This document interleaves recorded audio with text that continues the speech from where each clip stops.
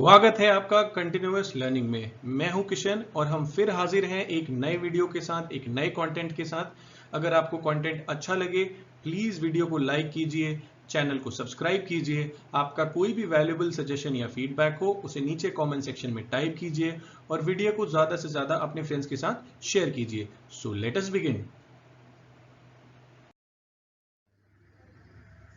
तो फ्रेंड्स, आज इस वीडियो में जिस टॉपिक पे हम बात करने वाले हैं वो काफी इंपॉर्टेंट टॉपिक है।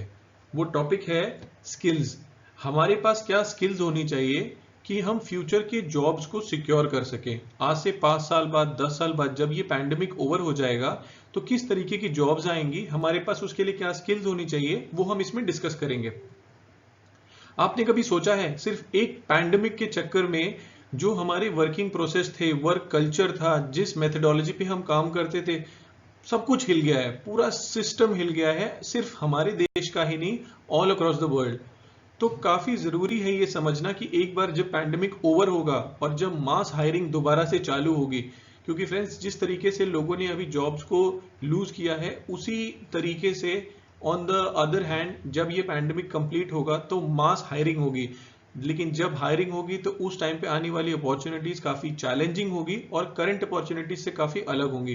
तो हमें पहले तो ये समझना जरूरी है कि किस तरीके की स्किल्स की जरूरत होगी उनको टैकल करने के लिए, तब जाकर हम अपने आप को मेंटली प्रिपेयर कर पाएंगे और अपने स्किल्स को पॉलिश कर पाएंगे। तो वीडियो के अंत तक बने रहिएगा, कोई भी पार्ट स्किप मत करिएगा, वीडियो के एंड तक काफी चीजें क्लियर हो जाएंगी।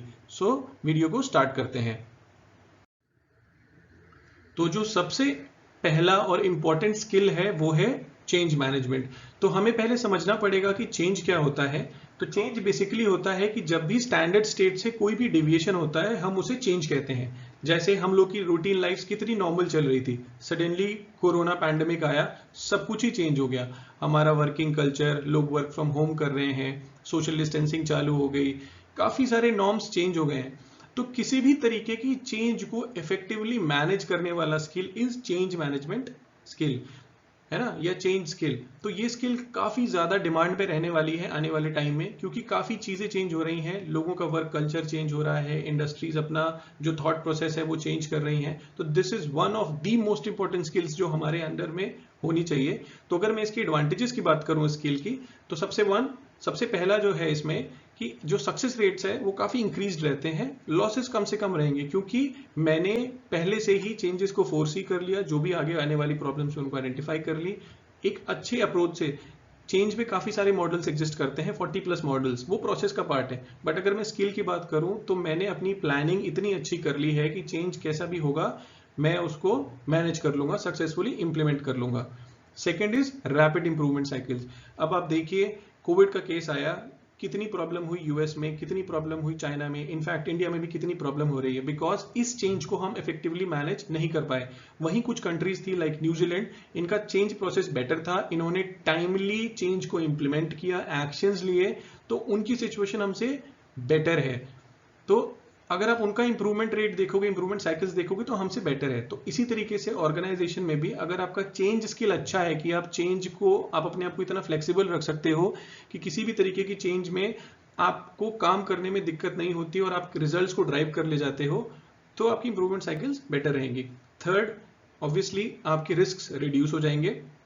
फोर्थ, आप अगर कोई चेंज ड्राइव कर रहे हो, है ना, और आपने चीजों को पहले समझ लिया, टीम को कम्युनिकेट कर दिया कि बॉस ये मेरा टारगेट है, हमें ऐसे करना चाहिए, ये दिक्कतें हो सकती हैं, ये करने से आपको ये फायदा होगा, ऑर्गेनाइजेशन को ये फायदा होगा, तो this will help you increase team coordination. Then comes knowledge enhancement. तो आप भी over a period of time जब मल्टीपल तरीके की चेंजेस को हैंडल करते रहोगे विद योर चेंज स्किल, तो आपकी नॉलेज एनहांस होगी। इससे कि अगर आपकी चेंज प्रोसेस बहुत अच्छी है, आपका चेंज स्किल बहुत अच्छा है, तो कस्टमर कभी डिसैटिस्फाइड नहीं रहेगा, चाहे उसके ऑर्डर्स चेंज हो जाएं, आपके यहाँ पर मशीन चेंज हो जाए, मैन चेंज हो जाए, आप तो सब कुछ अच्छे से मैनेज कर रहे हो because your change skill is perfect. उसके बाद आता है फर्स्ट टाइम राइट कंसेप्ट। आप जो काम पहली बार करो बिल्कुल ठीक करो। अगर आप प्रोडक्शन कर रहे हो तो पहली बार में बिल्कुल सही पार्ट बनाओ, क्वालिटी कर रहे हो चेक, तो पहली बार में सही इंस्पेक्शन करो। तो फर्स्ट टाइम राइट कंसेप्ट को इंप्लीमेंट करने में चेंज स्किल बहुत हेल्पफुल है। And the last part is structured approach, कि ये थॉट प्रोसेस, ये अप्रोच काफी स्ट्रक्चर्ड होता है, तो हम एक कॉमन गोल की तरफ, हमारी जो अलाइनमेंट होती है वो काफी प्रॉपर तरीके से रहती है। तो this is very very important skill जो आगे आने वाले जॉब्स में काफी ज्यादा डिमांड पे रहने वाली है। हमारा दूसरा इंपॉर्टेंट स्किल है इनोवेशन।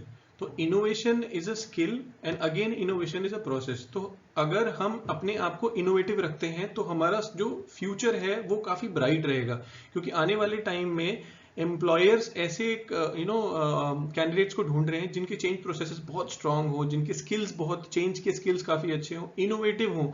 तो पहले समझते हैं कि इनोवेटिव होता क्या है ना। तो इनोवेशन एक प्रोसेस होता है जिसमें हम एक यूनिक आइडिया को मीनिंगफुल सोल्यूशन में कन्वर्ट करते हैं जो कस्टमर पॉइंट ऑफ व्यू से कुछ वैल्यू एडिशन होता है। तो इनोवेशन में बेसिकली दो वर्ड होते हैं, मीनिंगफुल और यूनिक। मतलब हम कोई भी सोल्यूशन इंप्लीमेंट करें किसी प्रॉब्लम के अगेंस्ट में, या कोई आइडिया लेकर आए जो एक तो मेरे या मेरे ऑर्गेनाइजेशन के लिए मीनिंगफुल हो और दूसरा यूनिक हो खुद में, है ना, उसमें कुछ वाओ फैक्टर होना चाहिए।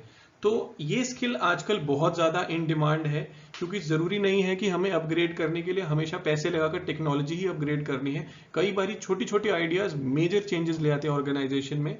मैं आपको एक एग्जांपल लेके समझाता हूं। आप लोग के सामने ये कुछ डॉट्स दिख रहे होंगे। एक आम आदमी सबसे पहले जो इसे देखेगा उसे ये डॉट्स दिखेंगे, तो इसको हम कहते हैं नॉलेज। ठीक है, अब इसमें क्या होगा, कुछ लोग अपना एक्सपीरियंस ऐड कर देते हैं, तो लोग इसको कनेक्ट करते हैं आपस में। सो this is basically connecting of dots, और ये आता है हमारे पास एक्सपीरियंस के साथ, है ना। बट जो इसमें कहते हैं ना कि कमाल की बात होती है, वाओ फैक्टर होता है, वो ये होता है, इसे कहते हैं हम क्रिएटिविटी, इनोवेशन, है ना। डॉट्स सेम है, आप देख सकते हैं, लेकिन कैसे हमने उस डॉट्स को एक मीनिंगफुली यूनिक फॉर्म में कन्वर्ट कर दिया इज इनोवेशन। तो ये स्किल बहुत ही ज्यादा डिमांड में है और आने वाले टाइम में रहेगी भी। Third important skill is communication. ये मेरी फेवरेट स्किल है और ये एक एवरग्रीन स्किल है, ये कभी आउटडेटेड या ऑब्सोलीट नहीं होती। तो कम्युनिकेशन क्या होता है, कम्युनिकेशन को अगर सिंपलेस्ट फॉर्म में मैं डिफाइन करूं, so this is an act of transferring information from one place to other. ये वोकल हो सकता है, रिटन हो सकता है, विजुअल हो सकता है, या नॉन वर्बल हो सकता है, साइन लैंग्वेज, जेस्चर्स या बॉडी लैंग्वेज के फॉर्म में। तो दो लोग आपस में कम्युनिकेट करते हैं तो वो जो मोड यूज करते हैं उसे कम्युनिकेशन कहते हैं, है ना। 1 पर्सन टू 1 पर्सन भी हो सकता है, या 1 person to a lot of people भी हो सकता है। तो ये एक बहुत बहुत इंपॉर्टेंट फैक्टर है। डजेंट मैटर आपके पास कितना नॉलेज है, डजेंट मैटर आप कितने स्किलफुल हो, लेकिन जब तक आप अपने आप को एक्सप्रेस नहीं कर पाओगे, अगर आप लिख रहे हो, यू आर अ राइटर, और आपने कुछ लिखा एंड वो लोगों को समझ में नहीं आया, एंगेजिंग नहीं हुआ, ऑडियंस को पसंद नहीं आया, तो उसका फायदा नहीं होगा। तो ये बहुत इंपॉर्टेंट स्किल है, स्पेसिफिकली आज के टाइम में जब हम लोग वर्क फ्रॉम होम है सिचुएशन में, तो हमें अपनी चीजों को एक्सप्रेस करना, प्रॉपरली कम्युनिकेट करना बहुत इंपॉर्टेंट हो जाता है। तो आने वाले टाइम में ये क्यों इंपॉर्टेंट रहने वाली है, इसके मैं आपको 4 रीजंस देने वाला हूं। नंबर 1 कि इससे क्या होगा, सबसे पहले आप अपने लिए एक इंटरव्यू सिक्योर कर पाओगे अगर आपका कम्युनिकेशन अच्छा है, बिकॉज रिज्यूम राइटिंग जो हम करते हैं that is also a written form of communication. तो अगर आपका कम्युनिकेशन अच्छा है तो सबसे पहले आप इंटरव्यू सिक्योर कर पाओगे। जब आप इंटरव्यू सिक्योर कर लोगे, then a good communication will help you get the job, है ना। अगर आपको जॉब मिल गया तो थर्ड पॉइंट इज कि आप उस जॉब को अच्छे से परफॉर्म कर पाओगे। आप अपने मैनेजर को, अपने कलीग्स को, है ना, अपने सप्लायर को या अपने कस्टमर से जब आपका कम्युनिकेशन परफेक्ट रहेगा तो you will be able to perform brilliantly.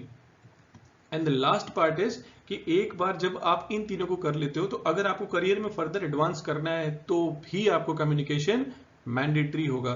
तो कम्युनिकेशन स्किल्स के काफी सारे आपको ऑनलाइन कोर्सेज फ्री में मिल जाएंगे। जस्ट एक स्नैपशॉट मैंने शेयर किया है कि अगर आपकी लिसनिंग स्किल्स अच्छी हैं, आप अपनी बॉडी लैंग्वेज का यूज कीजिए, कॉन्फिडेंट साउंड करिए, be clear and be concise, है ना, रिस्पेक्टफुल रहिए, फीडबैक मांगिए जहां पर पॉसिबल हो। तो ये सारी चीजों को ध्यान में रख के हम अपनी स्किल को, इस स्किल को इंप्रूव कर सकते हैं। And this is a very very important skill. अगर आपका चेंज स्किल भी अच्छा है, इनोवेटिव स्किल भी अच्छा है, लेकिन कम्युनिकेशन खराब है तो भी किसी काम का नहीं है। So you have to be communicative. तो friends, let's move to our skill number 4। Skill number 4 है डेटा एनालिसिस। ये आजकल बहुत ट्रेंडिंग स्किल है। इस स्किल में क्या होता है कि हम हमारे पास अवेलेबल डेटा को चर्न करके, डीप डेटा एनालिसिस करके, माइन करके डेटा से एक मीनिंगफुल इंफॉर्मेशन निकालते हैं। तो अगर मैं इसकी डेफिनेशन की बात करूं तो data analysis is a process of inspecting, cleansing, transforming and modeling data with the goal of discovering useful information and supports decision making. मतलब आपके पास एक डेटा अवेलेबल है, आप उसको इंस्पेक्ट कीजिए, चर्न कीजिए, ट्विस्ट कीजिए, थॉरली स्टडी कीजिए और उस डेटा को एक मीनिंगफुल इंफॉर्मेशन में कन्वर्ट कीजिए जिससे डिसीजन मेकिंग काफी फास्ट हो सके। आजकल बहुत ट्रेंडिंग है, स्पेसिफिकली जब से इंडस्ट्री 4.0 और क्वालिटी 4.0 ट्रेंडिंग हुआ है, जहां पर data driven methodology, real time data की बात होती है, तो यहाँ पे डिसीजन मेकिंग के लिए हमारे पास डेटा एनालिटिक्स होना बहुत जरूरी है। तो going forward specifically automotive industry में data analysis, data analytics is a very very important skill जो हमारे पास होने चाहिए। तो चलिए फटाफट इनके एडवांटेजेस की बात कर लेते हैं। तो जैसे मैंने बताया, हमारी डिसीजन मेकिंग काफी स्मार्ट हो जाती है। सेकेंड, अगर मैं अपना खुद का एक बिजनेस चला रहा हूं या बिजनेस चलाने का प्लान कर रहा हूं, तो good data analysis will help me have a better insight of the business. Third, अगर किसी प्रोसेस को मैंने नया फॉर्मुलेट किया या मैं रिव्यू कर रहा हूं या मैं किसी प्रोसेस पे काम कर रहा हूं, तो अगर मेरे पास डेटा अवेलेबल होगा तो उसकी इफेक्टिवनेस को और उसकी एफिशिएंसी को दोनों को मैं over a period of time improve कर सकता हूं। फोर्थ, मार्केट में अगर कोई चेंजेस होते हैं तो मेरे पास 1 साल, 2 साल, 5 साल, 6 साल, 10 साल का डेटा होता है, तो उसके बेसिस पे I can better response to market changes. Fifth is कि कस्टमर रिलेशनशिप मैनेजमेंट मेरा काफी स्ट्रांग रहता है। एंड सिक्स्थ पार्ट इज मेरा रिस्क मैनेजमेंट इंप्रूव होता रहता है over a period of time, because मेरे पास डेटा है, डेटा मुझे एक पिक्चर दिखाता रहता है, ट्रेंड दिखाता रहता है, एंड बेसिस दैट ट्रेंड मैं रिस्क को बहुत अच्छे तरीके से मैनेज कर सकता हूं। चलते हैं हम अपनी फिफ्थ स्किल पे, वो है रिस्क असेसमेंट। ये भी काफी इंपॉर्टेंट स्किल है, स्पेसिफिकली जिस सिचुएशन में अभी हम हैं। तो इस सिचुएशन में आप देखिए, कोविड के सिचुएशन में हम रिस्क को आइडेंटिफाई करके मिटिगेट ही कर रहे हैं। तो रिस्क असेसमेंट बेसिकली क्या होता है कि अपने वर्क प्लेस पे या अपने नियर बाय हम सिचुएशंस या प्रोसेसेस को एनालाइज करते हैं विच में cause harm particularly to the organisation और द पीपल, और हम फिर उनको असेस करके वी फोकस कि हम कैसे उनको मिटिगेट कर सकते हैं। तो ये बहुत इंपॉर्टेंट स्किल है और रिक्रूटर्स ढूंढते हैं एम्प्लॉइज में ये स्किल। कौन से ऐसे लोग हैं जो प्रोएक्टिवली सोच सकते हैं, जिनका थॉट प्रोसेस ऐसा है कि एडवांस में स्किल रिस्क को आइडेंटिफाई करके मिटिगेट करने पे फोकस करते हैं, तो बहुत जरूरी एस्पेक्ट हो जाता है। आइए फटाफट इनके हम एडवांटेजेस देख लेते हैं। तो एक प्रोएक्टिव अप्रोच है, तो फेलियर होने से पहले मैं इसको क्लब कर सकता हूँ, मिटिगेट कर सकता हूँ, अवॉइड कर सकता हूँ। सेकेंड इज कि मुझे फ्यूचर प्लान करने में आसानी रहेगी क्योंकि मैंने रिस्क को पहले आइडेंटिफाई कर लिया। Then going over a period of time मेरे जो भी प्लान्स रहेंगे, काफी अच्छा प्लान बना सकता हूँ मैं। I can plan in advance कि मेरे को पता है ये रिस्क हो सकते हैं, तो मैं उनको पहले मिटिगेट कर लूंगा। थर्ड इज प्रोसेस को रोबस्ट बनाने में काफी हेल्प करते हैं ये।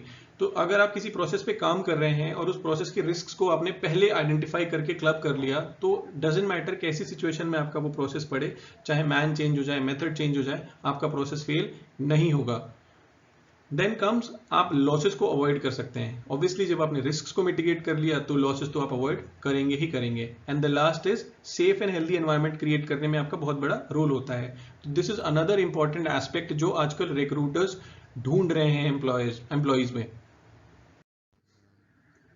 तो फ्रेंड्स चलते हैं हम अपने सिक्स्थ स्किल पे। ये लास्ट स्किल है, लास्ट की स्किल जो हमने आइडेंटिफाई किया है। तो ये बेसिकली आप देखेंगे ऐप डेवलपमेंट एंड कोडिंग पर है। तो आपने देखा होगा बेसिकली आजकल आईटी इंडस्ट्रीज में ये काफी ज्यादा ट्रेंडिंग है। तो ऐसा नहीं है कि ये सिर्फ आईटी इंडस्ट्री में ट्रेंडिंग है, मैन्युफैक्चरिंग में भी इसका काफी स्कोप है। तो हम आइए समझते हैं कि ऐप जो कोडिंग है ये बेसिकली प्रोसेस क्या है। तो एप्लीकेशन डेवलपमेंट जो है, इसको मैंने यहाँ पर कोडिंग का नाम दिया है। ये दो अलग अलग चीजें हैं, बट हम स्किल को क्लब कर सकते हैं यहाँ पर डिस्कस करने के लिए।